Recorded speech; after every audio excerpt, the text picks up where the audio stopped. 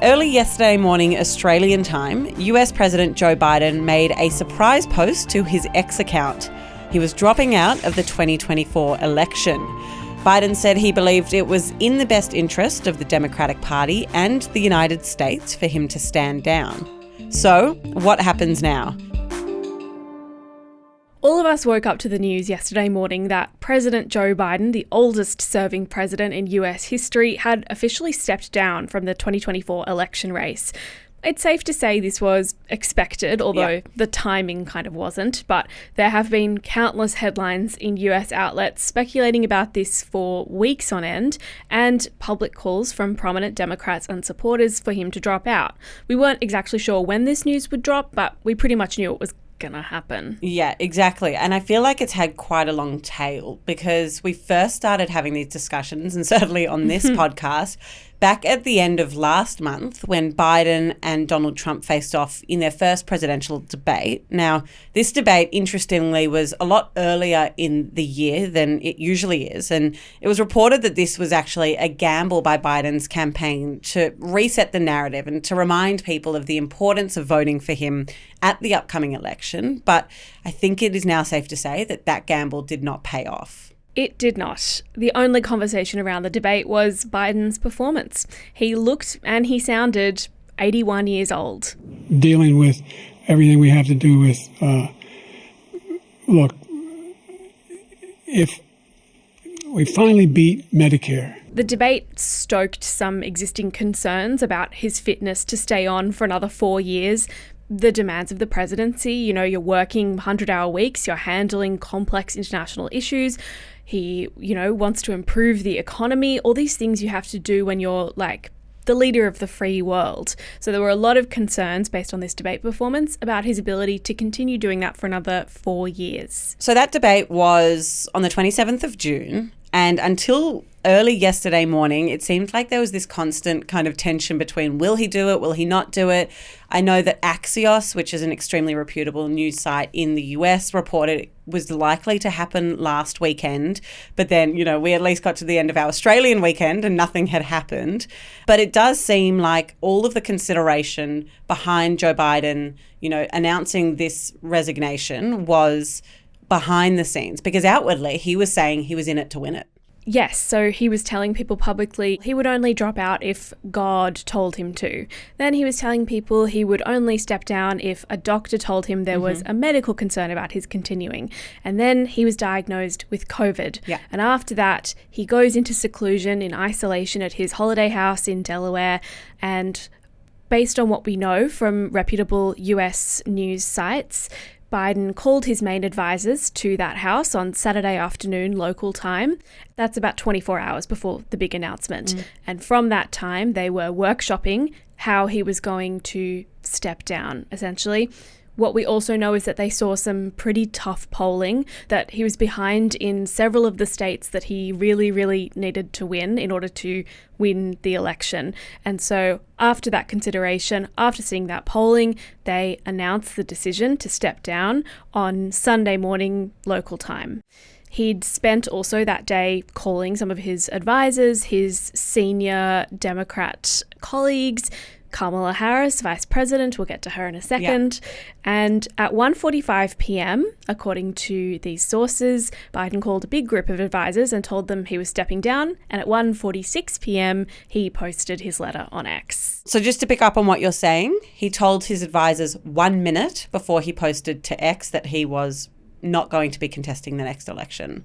It's a pretty remarkable thing to hear, and I know a lot of people were really fixated on that fact because I think it just shows how fast moving this all was, that this wasn't necessarily, something that was agreed upon months and months ago when they were just waiting for the perfect time. The fact that his advisors were told just a minute before, I think really shows what we're dealing with here in a modern political system that is just experiencing very new things for the first time. Yes, so the innermost circle finds out over the weekend, then the next rung of the circle of advisors finds out 1 minute before, and everyone else, including his entire campaign team, found out at the same time as the rest of the world. There are reports that campaign teams were making calls to people shoring up donations as recently as 30 minutes before the announcement, and there was even a scheduled email that ended up going out after he had resigned. So it was all very quick. And so one of the reasons that, some Democrats didn't want him to step down was the uncertainty or the vacuum it would lead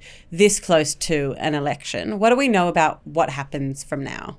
Well, he endorsed his Vice President Kamala Harris to take over from him, but it's not quite as simple as him saying, I think this is who it should be. Yeah. There's a lot of processes that need to happen. But before we get into those processes, I think now's a good moment to kind of talk about who Kamala Harris is. Yeah, I mean, she's been vice president, but for anyone that's not across who this possible presidential nominee could be, who is Kamala Harris?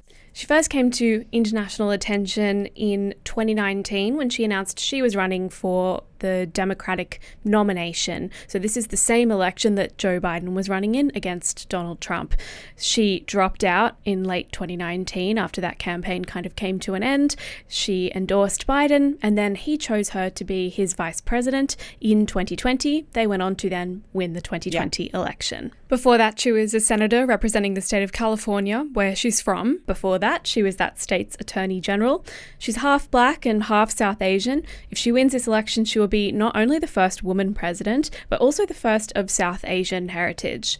In terms of her policies, she's really the leader of the Biden campaign's, or the now past Biden campaign's stance on abortion. She's very pro reproductive rights. She also has a reputation among some voters as a cop based on her tough on crime record as California's Attorney General. Some people have said that's probably a good thing given that she's running against a convicted criminal. But these are all just kind of different perspectives that people have about this woman who has this background in the law.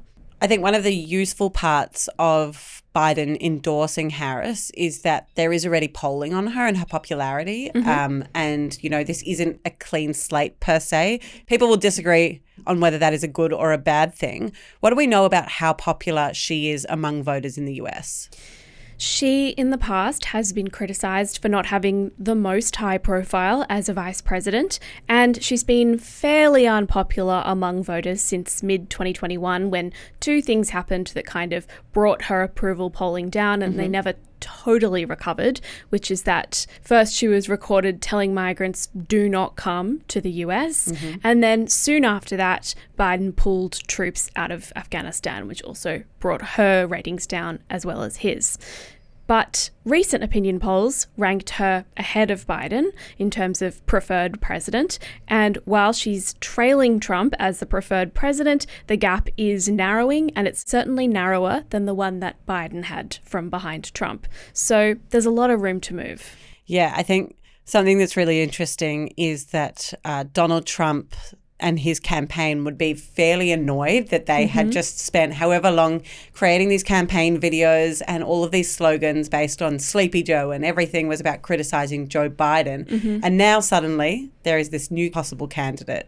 So at the time of recording, she is setting up this new campaign. Joe Biden and several very senior Democrats have all endorsed her. But that doesn't actually make Kamala Harris the next official candidate, right? That's right. So the normal process of selecting a party's official presidential candidate takes place over many months with a series of what's called primary elections, where presidential hopefuls try to win delegates who then vote for them at a convention held a couple of months before the official election. And then in between the convention and the actual election, the Republican and Democrat candidates campaign with the full support of their individual parties. Joe Biden had already won 99% of the Democratic delegates, as is fairly standard for a sitting president. Now, however, since he's stepped down, Kamala Harris needs to confirm she has the support of most of these delegates if she wants to be the nominee at the convention. If the party doesn't agree on a candidate before the DNC in August, that triggers what's called an open convention. In that case, delegates go through several rounds of voting before they agree on a candidate. And the last time this happened was actually in 1968. Long time ago. Long time ago. So long ago that Joe Biden wasn't actually in the Senate yet. And that was after President Lyndon Johnson withdrew from the race amid increasing tensions over the US involvement in the Vietnam War. Bringing it back to today, Kamala Harris has secured quite a bit of support, so we may not see a true open convention, but we're just going to have to wait and see. Now, obviously, this is a story about the Democrats. For so long, all of the stories coming out have been about Joe Biden, but this is kind of turning a new leaf. One thing that remains the same, though, is that Donald Trump is the Republican nominee and that he has spent a lot of time attacking Joe Biden, who will no longer be his opponent. What have we heard from Trump since Biden announced he was stepping down? In a post to his platform Truth Social, he said Biden was, quote, not fit to run for president and certainly not fit to serve and never was. Trump is also now the oldest ever official candidate at a US election. Interesting. So far, he doesn't have a catchy nickname for Kamala like he did for Joe, calling him Sleepy Joe and Crooked Joe. So far, he's only called her Laughing Kamala. More broadly, Republicans have said that since Biden has dropped out of the presidential race, he should also resign from office because this means, they say, that he's admitted he's unfit to serve. The White House has said he's not going to step down from actually being the president. So just step us through that. So they're saying he has to serve until the November election, but then until the inauguration next January. And they are suggesting that he should resign now and not wait till that time, right? Yes, which would put Kamala in a remarkable position of having to become the president and also campaign in the same moment. Yeah. It honestly seems like a good system to have the president be one person and the person actively campaigning be another person, which is how it typically happens at the end of a two-term presidency. So the White House has said he's staying on. The argument against stepping down completely is that it's just a few more months. It's not 4 more years. And often, not always, the world has changed. The months in between the election in November and the inauguration of the president in January have been a fairly low-key time. We'll see what happens. But that has been the case in the past, although I guess we are living in unprecedented times. Lucy, thank you so much for joining us on the Daily Oz, and thank you for listening to this episode. If you learnt something new about how quirky the American political system is, feel free to send this episode to a friend. It means that the Daily Oz can grow every single day and continue to break down the biggest stories in the world. We'll be back again tomorrow, but until then, have a great day.